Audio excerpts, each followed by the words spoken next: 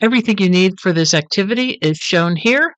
Tea lights, Play-Doh, a glass jar, skewer, lighter, scissors, our template, and construction paper.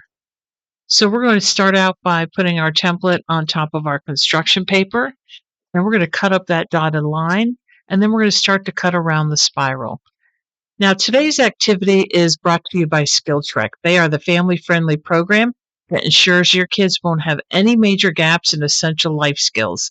SkillTrek's huge library is filled with bite-sized lessons that cover topics like managing a household budget, basic home maintenance, first aid and safety, housekeeping, hygiene, and really the list goes on and on. So visit skill-trek.com. So once we're done, we're going to take our skewer and we're just going to lay it on top of that very top piece of our spiral, but we're not going to poke it through. We're just going to fold the paper around it, make a tent around it, because we're going to balance our snake on this skewer.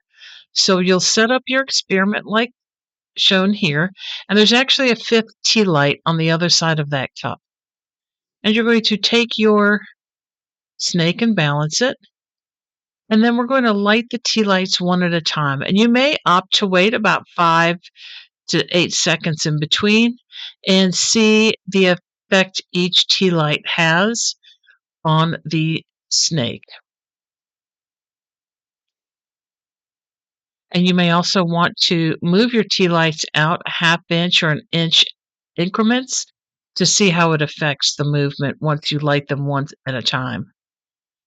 So the movement of the snake is caused by the transfer of heat energy. This is called convection currents. And this circular motion that occurs when warmer, less dense gas or fluid rises and cooler, denser air or fluid sinks. And this process is driven by the transfer of the heat energy. So test some of your ideas. Maybe move the candles, light them one at a time, or blow them out one at a time.